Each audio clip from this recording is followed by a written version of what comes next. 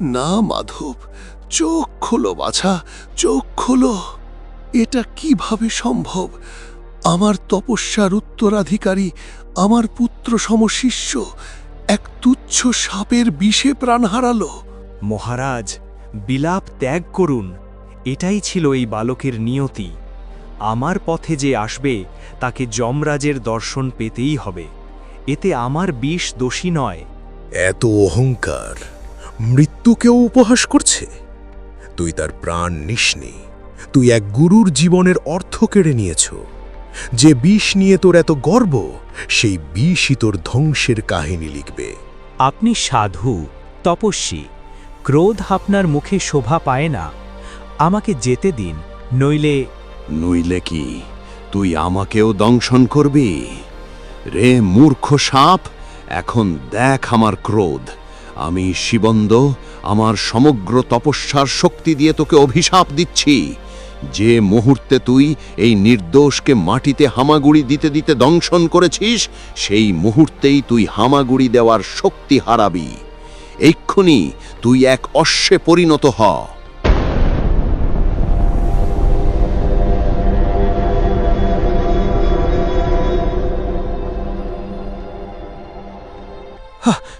এ কি হচ্ছে? আমার ত্বক, আমার অঙ্গ। মহারাজ, আপনি এটা কি করলেন? আমার নাগরূপী প্রিয়। মহারাজ, মহারাজ, আপনি আমাকে পশু বানিয়ে দিলেন, লাগা আমার চাবুকের দাস করে দিলেন। ক্ষমা করুন মহারাজ, আমাকে আবার নাগ বানিয়ে দিন। এই তো মাত্র শুরু। তোর সবচেয়ে বড় শক্তি তোর মণি। আমি তা তোর কাছ থেকে কেড়ে নিচ্ছি। মণি ছাড়া তুই এক সাধারণ পশু।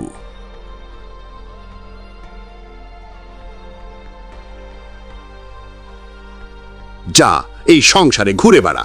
মানুষ তোকে এর মারবে। তুই বোঝা বইবি আর তৃষ্ণায় তর পাবি, কিন্তু তোর ডাক শোনার মতো কেউ থাকবে না।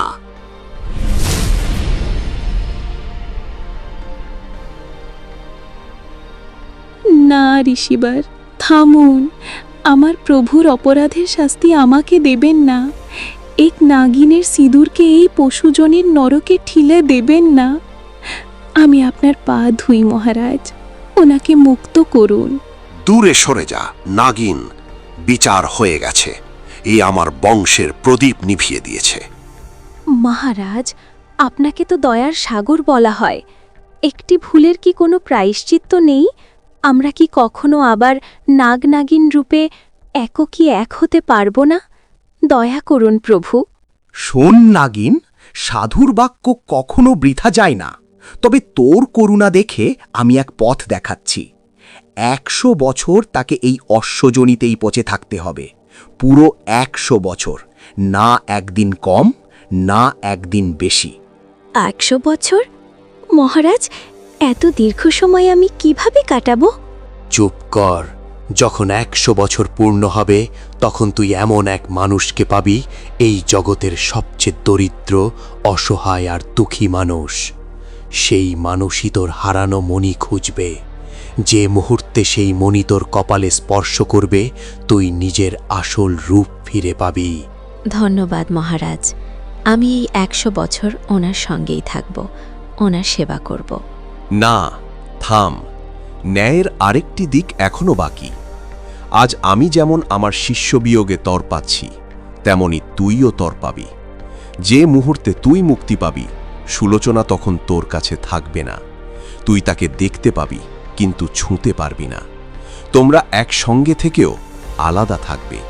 এটাই তোর আসল শাস্তি। না মহারাজ, এটা তো মৃত্যু থেকেও ভয়াবহ। সুলোচনা ছাড়া এই রূপ নিয়ে আমি কি করব? স্বামী, বিলাপ করবেন না। ঋষিবর যা বলেছেন তা গ্রহণ করুন। অন্তত আপনি তো মুক্ত হবেন। এবার অনেক হয়েছে। তোমরা দুজন এই মুহূর্তেই এখান থেকে প্রস্থান করো। রূপ বদলাও, পরিচয় লুকাও এবং আলাদা হয়ে যাও।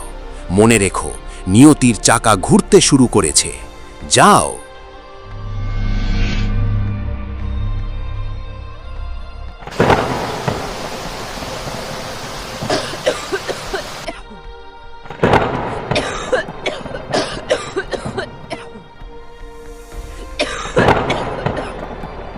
রমেশ, রমেশ, কোথায় আছো?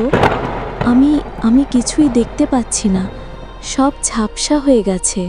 আমি এখানেই আছি পূজা, এবং তোমার পাশেই। দেখো, আমি তোমার হাত ধরে আছি। শুধু চোখ বন্ধ করো না। তুমি চোখ বন্ধ করলেই আমার হৃদস্পন্দন থেমে যায়। বাছা, ওর দেহ আগুনের মতো জ্বলছে, কিন্তু হাত পা ঠান্ডা হয়ে আসছে। এটা ভালো লক্ষণ নয় রমেশ। বৈদ্যরাজকে ডাকতেই হবে, নইলে আজকের রাত খুবই ভয়ঙ্কর। না মা, এখন আর কোনো বৈদ্য কাজ করবে না, শরীর সঙ্গ ছাড়ছে। রমেশ, আমার কথা শোনো, যতটুকু শস্য বেঁচে আছে সেটা মাকে খাইয়ে দিও। আমার চলে যাওয়ার পর ওনাকে যেন খিদে পেতে না হয়। পাগল হয়েছ নাকি? যাওয়ার কথা বলবে না। আমাদের তো এখনো বহু বছর একসাথে থাকতে হবে। আমি এখনই যাচ্ছি। ওই অভিশপ্ত জঙ্গলের ওপারে বৈদ্যরাজের কুটির আছে, আমি ওনাকে নিয়ে আসব। কিন্তু বাছা, বাইরে দেখ, আকাশ ফেটে পড়েছে। এই সময় ওই জঙ্গলে পা রাখা মানে সাক্ষাৎ কালের মুখে যাওয়া। রাস্তা পর্যন্ত দেখা যাবে না। তাহলে কি এখানে বসে ওর শেষ নিঃশ্বাস গুনব মা? আমার পক্ষে হবে না। ওর এই যন্ত্রণা আমি দেখতে পারছি না। ওর প্রতিটি কষ্ট আমার বুকে ছুরির মতো বেঁধছে। যেও না রমেশ, আজ পর্যন্ত ওই জঙ্গল থেকে কেউ ফিরে আসেনি। লোকেরা বলে সেখানে মৃত্যুর পাহারা বসে আছে। আমি বিধবা হয়ে মরতে চাই না। আমাকে তোমার বাহুতেই থাকতে দাও, এখানেই শেষ নিঃশ্বাস নিতে দাও। না পূজা, তুমি মরবে না। যদি ওই জঙ্গলে মৃত্যু থাকে, তবে আজ আমি সেই মৃত্যুর মুখোমুখি হব। তুমি এভাবে হাল ছেড়ে দিচ্ছ কি করে? আমার দিকে তাকাও, তোমাকে লড়তে হবে। যতক্ষণ না আমি বৈদ্যরাজকে নিয়ে ফিরে আসি, ততক্ষণ তুমি নিজের আত্মাকে ধরে রাখবে। এটা আমার আদেশ পূজা। বাছা, সাবধানে যাস। শোনা যায় ওই জঙ্গলে এক অদ্ভুত ঘোড়া ঘোরে, যার চোখে আগুন জ্বলে। সে কাউকে পথ বেরোতে দেয় না। আজ ঘোড়া আসুক আর স্বয়ং যমরাজই আসুক, আমি থামব না মা। পূজার এই অবস্থা দেখে আমার ভয় মরে গেছে। যদি ভগবান এটা আমার ভাগ্যে লিখে থাকেন, তবে তিনি আমাকে পথও দেখাবেন। রমেশ, থামো, আমার কথা শোনো, ফিরে এসো। মা, পূজার হাত ছাড়বে না। ওকে বারবার বিশ্বাস করিয়ে যেতে থাকবে যে আমি আসছি। পূজা, শুধু সাহস রাখো। আমি মৃত্যুর মুখ থেকেও তোমাকে ছিনিয়ে আনব।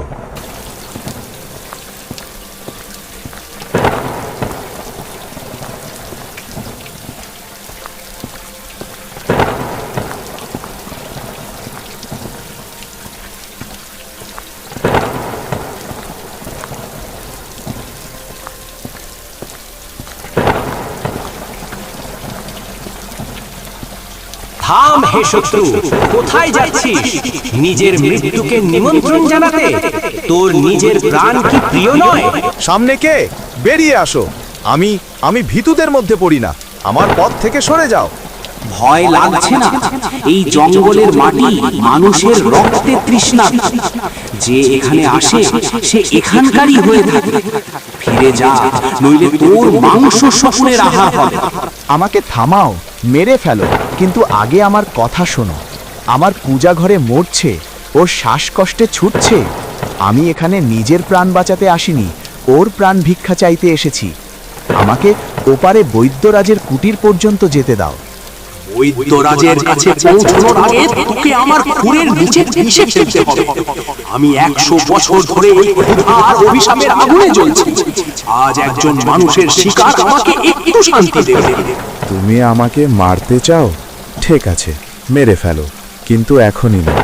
আমার চোখে তাকাও, দেখো এখানে কি মৃত্যুর ভয় দেখছো? না, এখানে শুধু আমার স্ত্রীর অসুস্থতার যন্ত্রণা আছে।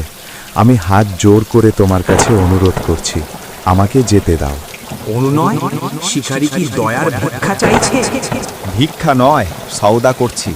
আমাকে বৈদ্যরাজকে ডাকতে যেতে দাও, ওনাকে পূজার কাছে। ওকে রেখে আমি নিজেই তোমার কাছে ফিরে আসব। আমি কথা দিচ্ছি, আমি পালাবো না। আমি নিজেই আমার গলা তোমার সামনে নত করব। তুমি আমাকে তোমার শিকার বানিয়ে নিও। শুধু শুধু একবার ওকে বাঁচিয়ে নিতে দাও। একজন নারীর জন্য নিজের প্রাণ বাজি ধরছে, সেটি এতটাই মূল্যবান? সেই আমার পৃথিবী। ও না থাকলে তুমি আমাকে মারো আর না মারো, আমি এমনিতেই মরে যাব। মরতে থাকা একজন মানুষের এই সওদা কি তোমার গ্রহণযোগ্য? তোর সাহস আর তোর পাগলামি দেখে আমাকে নিজের পরাজয়ের কথা মনে পড়ে। যা, ওই বুড়ো বৈদ্যকে নিয়ে আয়। কিন্তু মনে রাখিস, মানুষ যদি সূর্য অস্ত যাওয়ার আগে তুই ফিরে না আসিস, তবে আমি তোর ঘর পর্যন্ত পৌঁছে সর্বনাশ করে দেব। আমি আসব, মৃত্যুর জন্য প্রস্তুত হয়ে আসব। ধন্যবাদ। তাড়াতাড়ি কর, সময় ফুরিয়ে যাচ্ছে। আর তোর স্ত্রীর শাসন।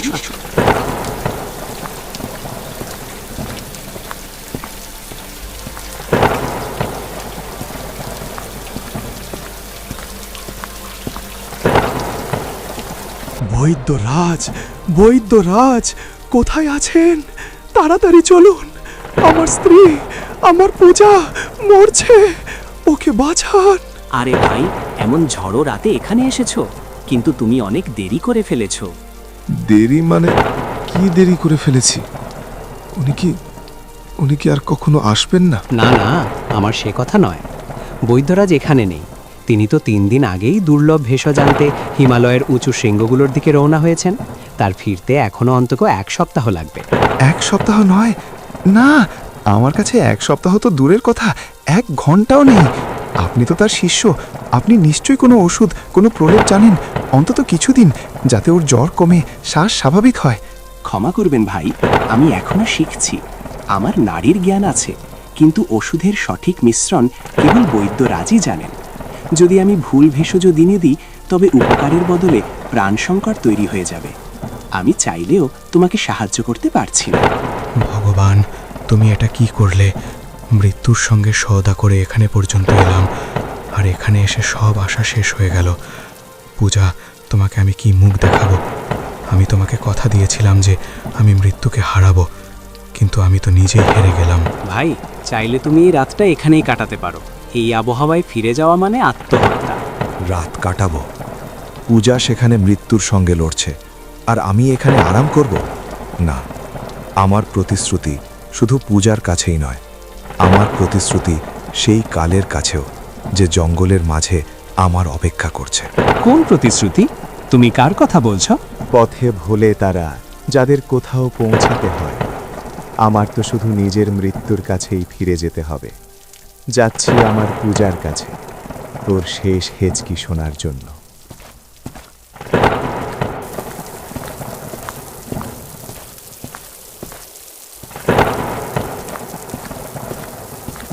তুমি কোথায়?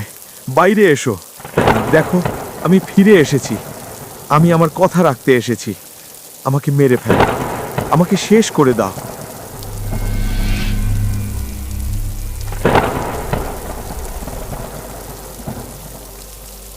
তো তুই এসে পড়েছিস।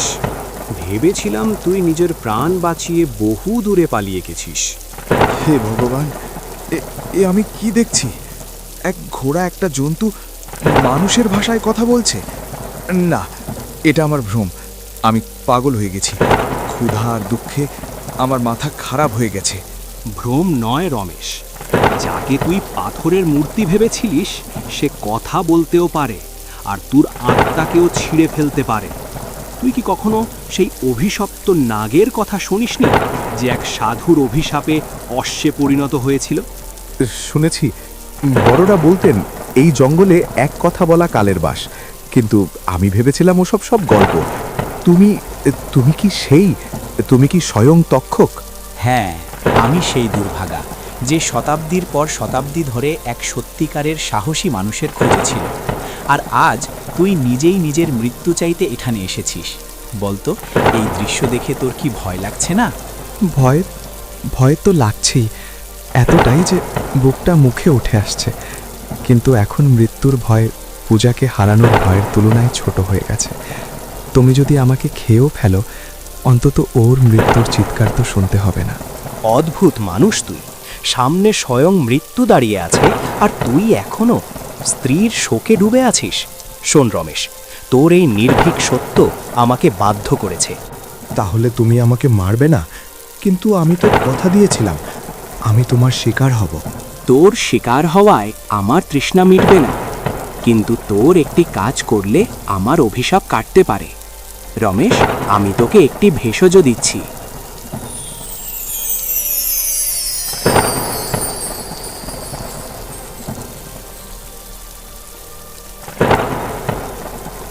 এটা সাধারণ ঘাস নয়, এতে নাগ লোকের অমৃত রয়েছে।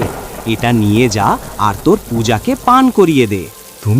তুমি আমার সাহায্য করছো, কিন্তু কেন? কারণ আজ তুই আমার অহংকার ভেঙে দিয়েছিস। আমি ভাবতাম মানুষ শুধু স্বার্থপর, কিন্তু তুই প্রমাণ করেছিস ভালোবাসা মৃত্যুর থেকেও বড়। যা, ওকে এই ভেষজ পান করা, আর ওর চোখ খুললেই তুই আবার আমার কাছে ফিরে আসবি। আমার একটা কাজ অসম্পূর্ণ আছে, যা শুধু তোর মতো নির্ভীক মানুষই করতে পারে। যদি পূজার শ্বাস ফিরে আসে তবে আমি নিজেই হেঁটে তোমার কাছে আসব। তুমি চাইলে আমার মাংস খেয়ে নাও বা আমাকে দাস বানাও, আমি পিছপা হব না। তোমার এই উপকারের ঋণ আমি মৃত্যুর শেষ নিঃশ্বাস পর্যন্ত মনে রাখব। ধন্যবাদ। এখন দেরি করো না, সময় দ্রুত চলে যাচ্ছে। যাও রমেশ, ভোরের প্রথম কিরণ ওঠার আগেই এখানে ফিরে এসো, আমি অপেক্ষা করব।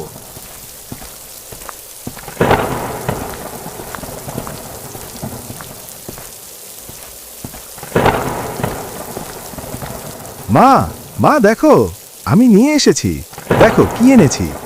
বাছা, বৈদ্যরাজ কি মিলেছে? কিন্তু তোর পেছনে তো কেউ নেই। না মা, বৈদ্যরাজ মেলেনি, কিন্তু ওষুধ পেয়েছি। এমন ওষুধ যাতে পূজা শুধু ভালোই হবে না, নিজের পায়ে দৌড়বে। দেরি করো না মা, তাড়াতাড়ি একটু জল আর একটা পাথর আনো, এটা ঘষে খাওয়াতে হবে। কিন্তু বাছা, এটা তো জঙ্গলের ঘাসের মতো ভেষজ। কে দিল তোকে? কোথাও এতে কোনো অনর্থ না হয়ে যায়? প্রশ্ন করো না মা, শুধু ওর ওপর আর আমার উপর ভরসা রাখো। তাড়াতাড়ি করো।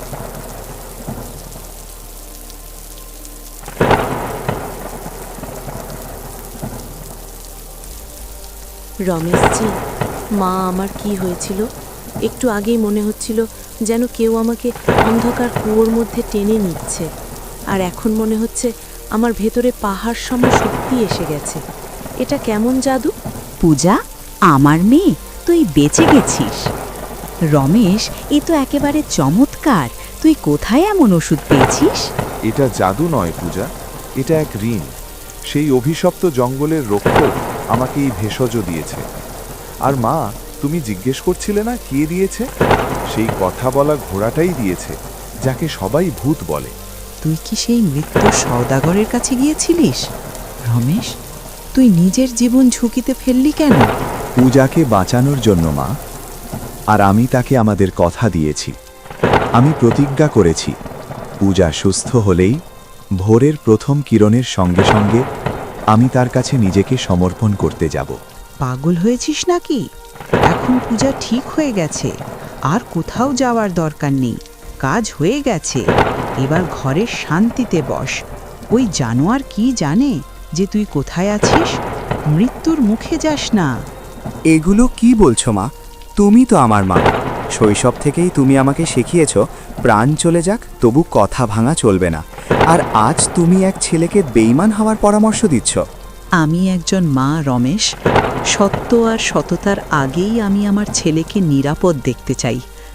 আমি তোকে হারাতে চাই না বাছা। ও তোকে মেরে ফেলবে। মা, আজ যদি আমি না যাই তবে নিজের চোখেই আমি মরে যাব।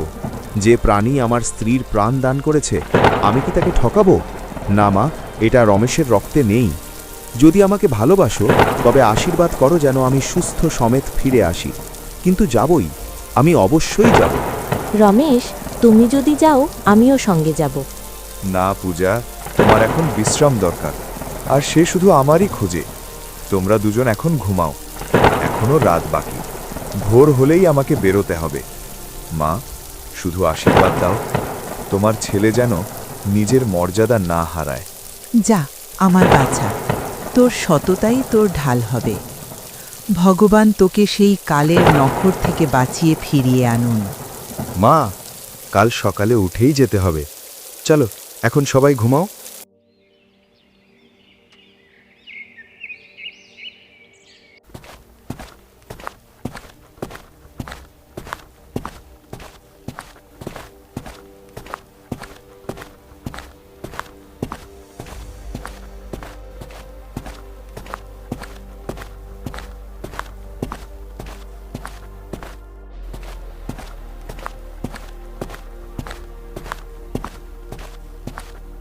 রমেশ, তুই এসে পড়েছিস।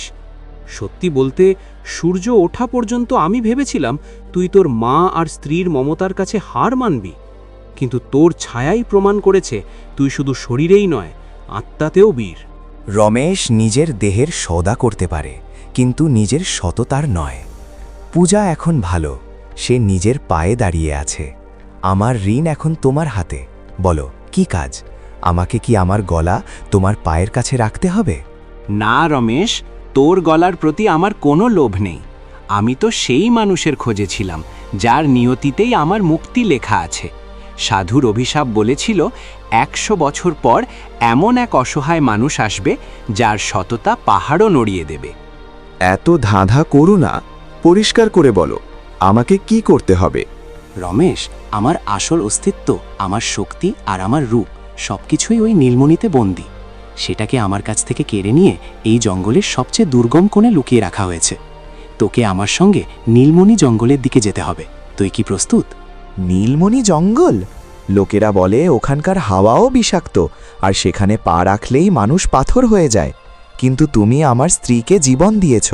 এখন তোমার মণি তোমাকে ফিরিয়ে না দিয়ে আমি শান্তি পাব না। চাই তার জন্য আমার প্রাণই কেন না যায়। সাবধান রমেশ, ওই পথ কাটা আর মায়াবী শক্তিতে ভরা। সেখানে প্রতি মোড়ে মৃত্যু দাঁড়িয়ে থাকবে। মৃত্যুর সঙ্গে আমার পুরনো পরিচয় আছে, তক্ষক। যেদিন রাতে আমি পূজার জন্য এখানে এসেছিলাম, সেদিনই মৃত্যুর ভয়কে পিছনে ফেলে দিয়েছিলাম। তুমি শুধু পথ দেখাও। রমেশ শেষ নিঃশ্বাস পর্যন্ত তোমার সঙ্গে চলবে। তোর সাহস দেখে আজ আমার নিজের নাগরূপের উপর গর্ব হচ্ছে। আয় রমেশ, আমার সাথে চল। আজ এক নাগ আর এক মানুষ মিলেই নিয়তির লেখা বদলাবে। চলো, আজ দুনিয়া দেখবে একটি মাত্র প্রতিশ্রুতি কি করতে পারে।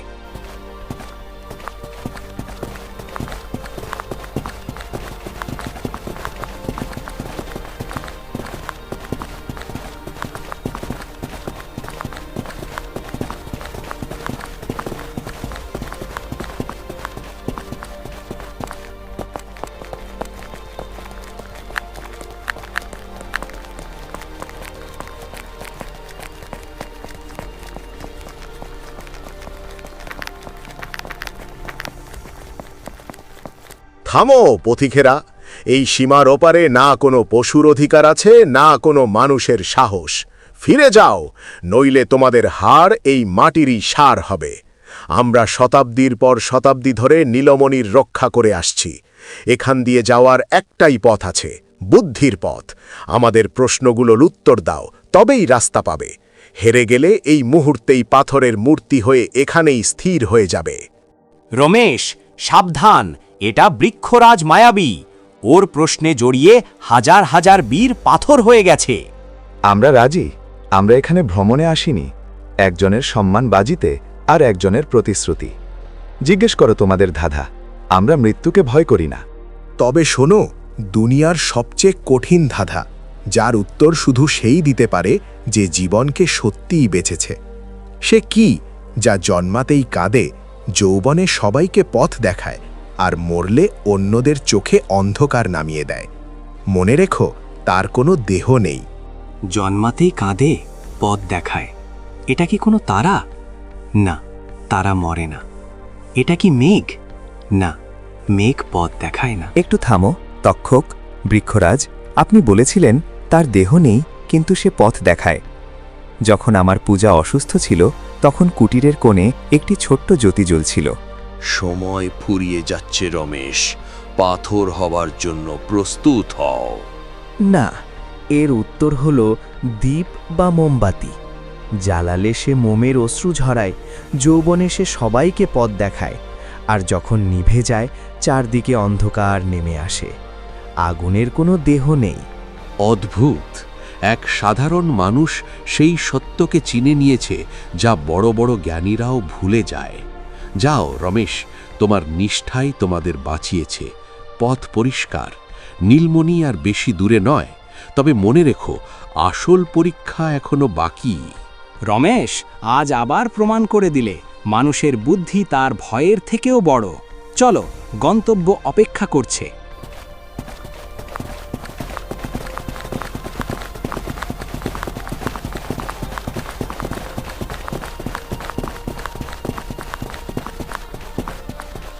তক্ষক, তোমার কি হয়েছে? ওঠো, আমরা গন্তব্যের খুব কাছাকাছি। তুমি হাল ছাড়তে পারো না। না রমেশ, আমার শরীর আর সাড়া দিচ্ছে না। এই অভিশপ্ত দেহের সীমা এখানেই শেষ। সাধুর অভিশাপের বৃত্ত এই সীমার পরে আমাকে এগোতে দেবে না। এখন থেকে তোকে একাই যেতে হবে। একাই? কিন্তু আমি পথ খুঁজে পাবো কিভাবে? এই মায়াবী জঙ্গলে যদি আমি পথ হারাই, তবে সব শেষ হয়ে যাবে। শোনো রমেশ, এখান থেকে কয়েক ক্রোশ দূরে একটি অন্ধকার গুহা আছে, যাকে বলা হয় পাতাল দ্বার। সেখানেই ওই নীলমণি রাখা আছে। কিন্তু সাবধান, তার রক্ষা করছেন স্বয়ং নাগেশ্বর। তিনি সাধারণ রক্ষক নন, তিনি ভ্রমের দেবতা। নাগেশ্বর? তিনি কি আমাকে মেরে ফেলবেন?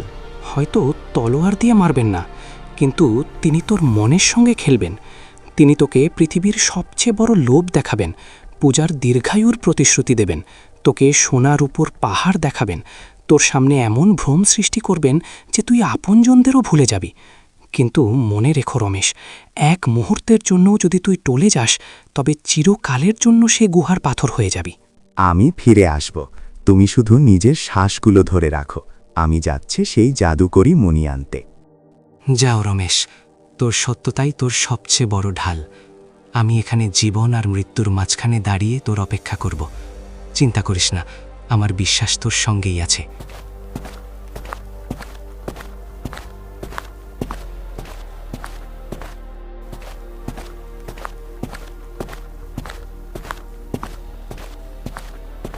থামো নশ্বর মানব! তোর দুঃসাহসের কি কোনো সীমা নেই? পবিত্র পাতাল গুহায় পা রাখার সাহস তুই কিভাবে করলি? এখানে কি নিজের অস্থি দান করতে এসেছিস? না নাগেশ্বর, আমি এখানে দান করতে আসিনি, এক ঋণ শোধ করতে এসেছি। আমাকে নীলমণি চাই, যাতে এক নির্দোষ প্রাণী তার অভিশাপ থেকে মুক্তি পায়। মুক্তি? যাকে বিধাতা দণ্ড দিয়েছেন তাকে তুই মুক্ত করবি? আমার দিকে তাকা রমেশ, তুই গরিব, দানা দানা করে বিন কাটে। তাহলে কেন সেই ঘোড়ার জন্য নিজের প্রাণ বাজি রাখছিস? এই ধন ভাণ্ডার দেখ, এখান থেকে এক মুঠো নিলেও তোর 7 পুরুষ রাজত্ব করবে। নে, এটা নিয়ে চুপচাপ এখান থেকে বেরিয়ে যা, আমি তোকে আটকাবো না। এই হলুদ ধাতু আমার ক্ষুধা মেটাতে পারে, কিন্তু আমার আত্মাকে কলুষিত করবে। যে আমাকে আমার স্ত্রীর জীবন ফিরিয়ে দিয়েছে, তার বিশ্বাসের মূল্য এই পাথরগুলোর থেকেও অনেক বড়। আমার এগুলো চাই না, আমার ধন চাই না। তাহলে মায়া দেখ। রমেশ, আমাকে বাঁচাও। তুমি এখানে ওই জন্তুর জন্য লড়ছ, আর ওদিকে কাল আমাকে টেনে নিয়ে যাচ্ছে। ফিরে এসো রমেশ। এখনই যদি আমার কাছে না আসো, তবে আমি চিরদিনের জন্য ঘুমিয়ে পড়ব। ওই মণিটা ছেড়ে দাও, আমার তোমাকে দরকার। পূজা? না, এটা কিভাবে সম্ভব? না না, এটা আমার পূজা নয়। আমার পূজা আমাকে লড়াই করার সাহস দিয়ে পাঠিয়েছিল। তুমি এক প্রলোভন মাত্র। নাগেশ্বর, আমাকে বিভ্রান্ত করো না, আমার প্রতিশ্রুতি অটল। অদ্ভুত রমেশ, অদ্ভুত। আজ পর্যন্ত এখানে যেই এসেছে, কেউ ভয়ে পালিয়েছে, কেউ লোভে অন্ধ হয়ে পাথর হয়েছে। কিন্তু তুই প্রমাণ করেছিস একজন মানুষের চরিত্র সোনার থেকেও খাঁটি হতে পারে। তোর নিষ্ঠা আমার হৃদয় জয় করেছে। তাহলে কি আমি মণিটি পেতে পারি?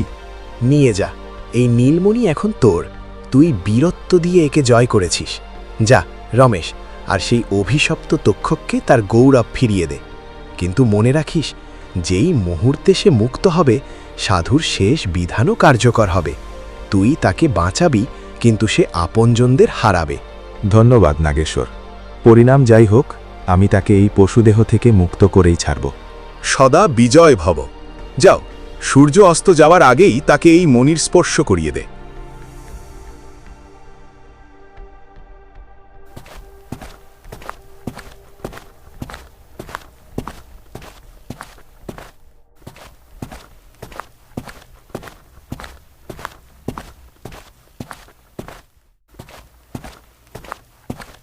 তক্ষক, চোখ খোলো ভাই, দেখো দেখো, আমি নিয়ে এসেছি।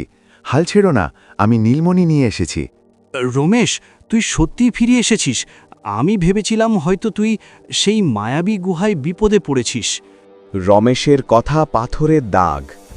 এখন এই পশুদেহের যন্ত্রণা থেকে মুক্ত হওয়ার সময় এসেছে। নিজের আমানত সামলাও।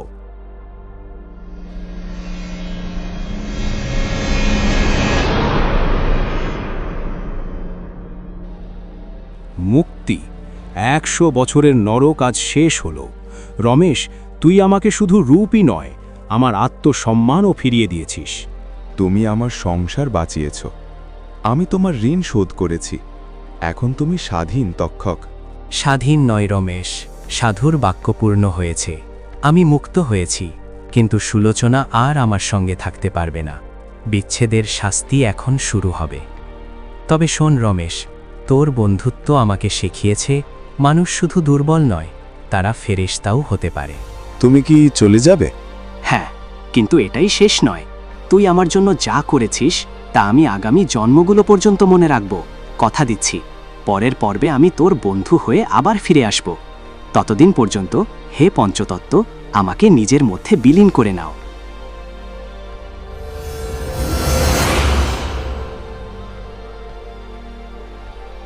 তো বন্ধুরা, আমাদের এই গল্পটি তোমাদের কেমন লাগলো কমেন্টে জানিও কিন্তু। বন্ধুরা, তোমরা কি চাও এই গল্পের দ্বিতীয় অংশ নিয়ে আসি, যেখানে আমি রমেশের বন্ধু হয়ে আবার ফিরে আসব? তোমাদের মতামত অবশ্যই দিও। ততদিনের জন্য বিদায়।